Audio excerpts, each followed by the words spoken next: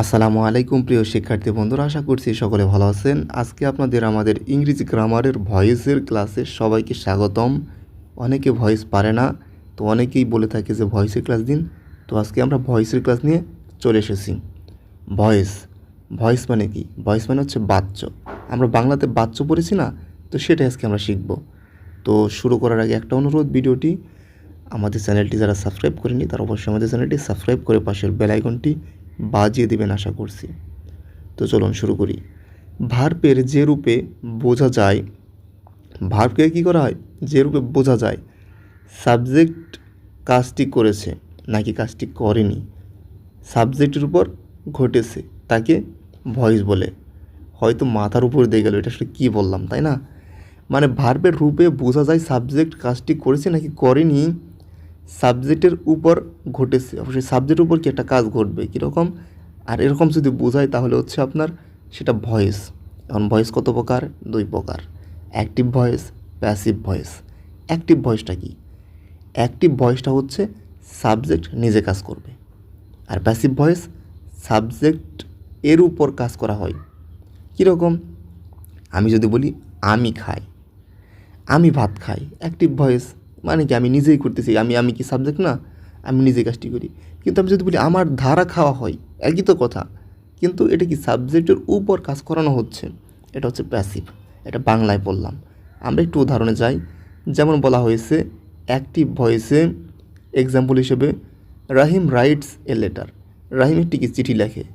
তারপর বলা হয়েছে the boy kicked the ball. Boy বালকটি কী করে? বলটি লাথি দেয়। এই যে মানে রহিম লেখে, সে লাথি দেয়, সাধারণ বাক্য। আমরা বেশিরভাগ বাক্য অ্যাক্টিভ ভয়েসে লিখি, সাধারণ যে বাক্যগুলো আছে।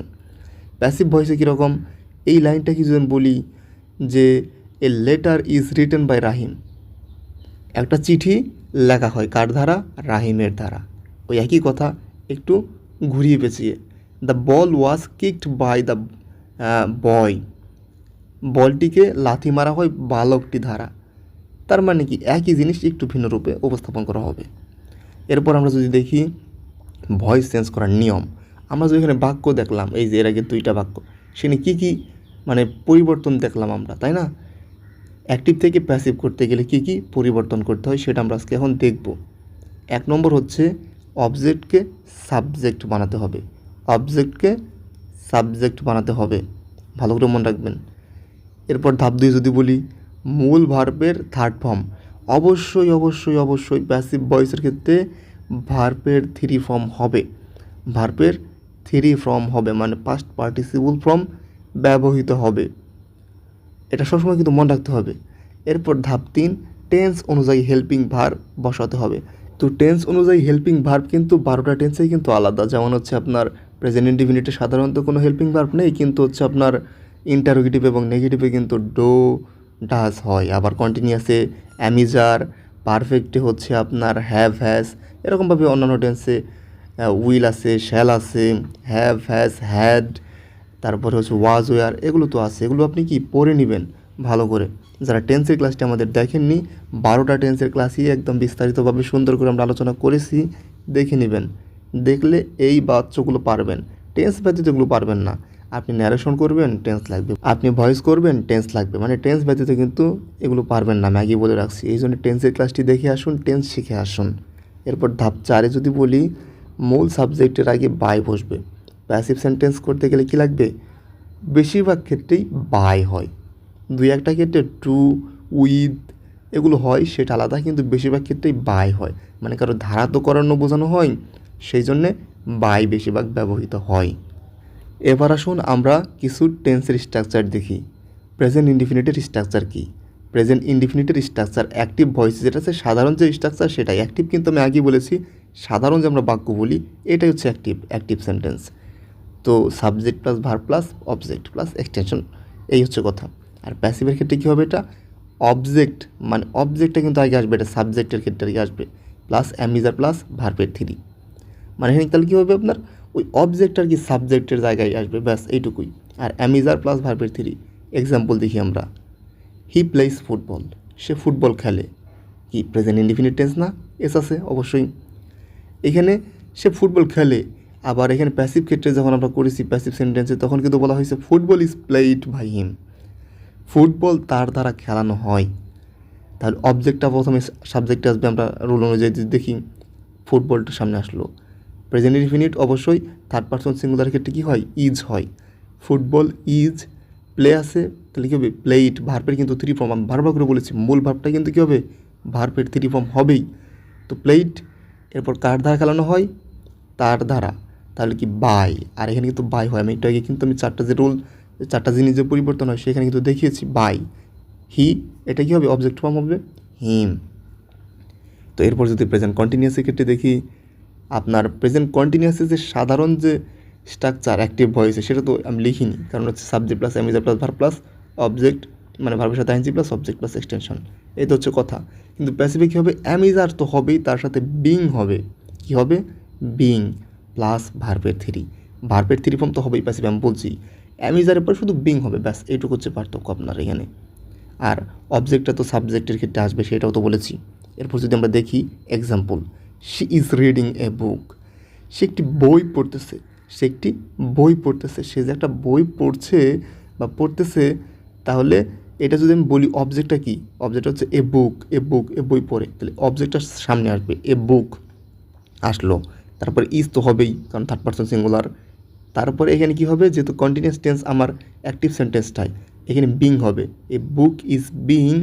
তারপর কী হবে, রিডিং আছে, এখানে কিন্তু কন্টিনিউ আছে, কিন্তু যখন আমি এখানে ভার্বে কিন্তু 3 ফর্ম হবে, যখন করবো আমি প্যাসিভ করব, তো বিং রিড, আর রিডের কিন্তু 3টা ফর্ম একই, প্রেজেন্ট পাস্ট এবং পাস্ট পার্টিসিপল।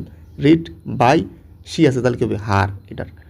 তো a book is being read by her, এটা আর কি বুঝিয়েছে। এরপর যদি আমরা প্রেজেন্ট পারফেক্ট টেন্সের প্যাসিভ স্ট্রাকচারটা দেখি, এখন আপনারা অনেকে বলতে পারেন যেগুলোর অ্যাক্টিভ যে স্ট্রাকচার সেটা দেননি কেন।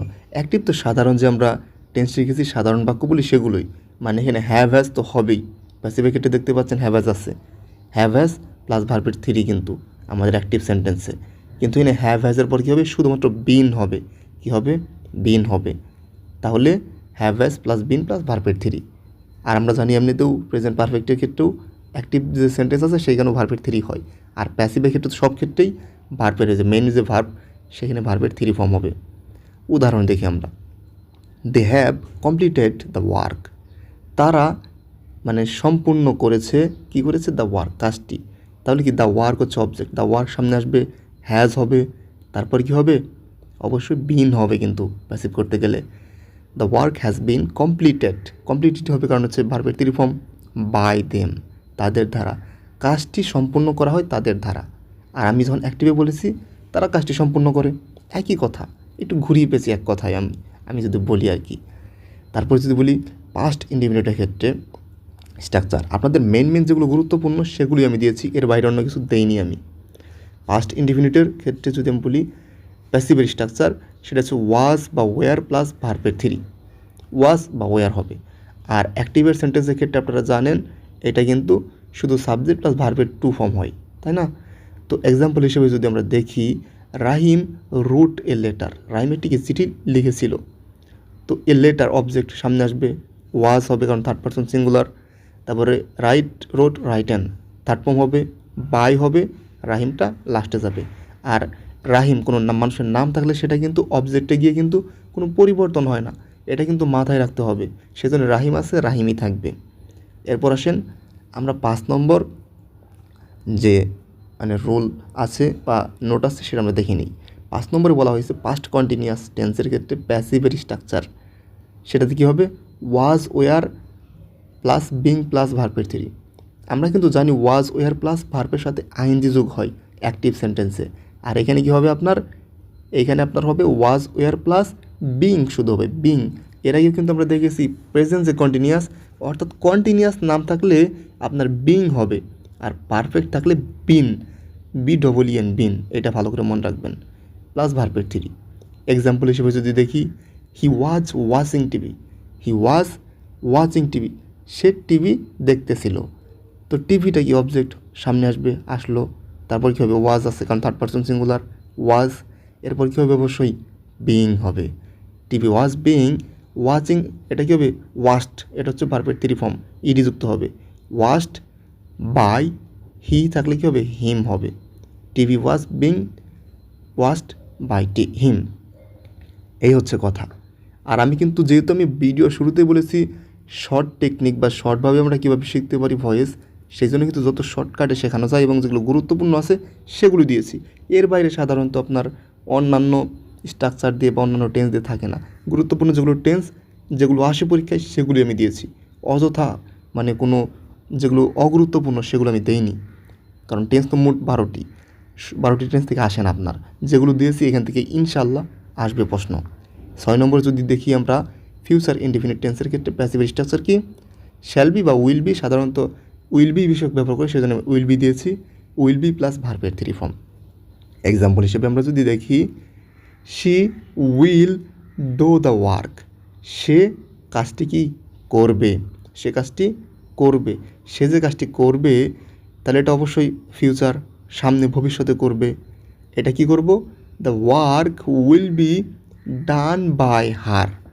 দ্য ওয়ার্ক অবজেক্ট আছে, সামনে আসবে, আসলো, উইল তো হবেই, তারপরে কী হবে? অবশ্যই বি কিন্তু হবে, বি। তারপরে কী হবে? ডো ডিড ডান, ভার্বের 3 ফর্ম কিন্তু হবেই প্যাসিভের ক্ষেত্রে। বাই সি থাকলে কী হবে? হার হবে, এটার অবজেক্টিভ ফর্ম কিন্তু। এই হচ্ছে কথা। এই ছিল আমাদের ভয়েস নিয়ে যে কথা, এটার প্রথম পার্ট। আমাদের আরও কিছু জিনিস শিখতে হবে।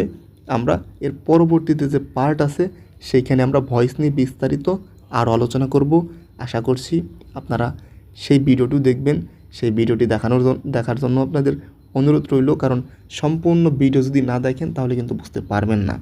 তারপর যদি কোনো কিছু বুঝতে বাকি থাকে আমাদের কমেন্ট অপশান আছে, কমেন্ট করতে পারুন, আমরা উত্তর দেওয়ার চেষ্টা করব, বোঝানোর চেষ্টা করব। যে কোনো সমস্যা থাকলে আপনারা কমেন্ট করতে পারুন। আরেকটা অনুরোধ করব, আমাদের চ্যানেলটি সবাই সাবস্ক্রাইব করে পাশের বেল আইকনটি বাজিয়ে দিবেন। সবাই ভালো থাকবেন, সুস্থ থাকবেন। আসসালামু আলাইকুম।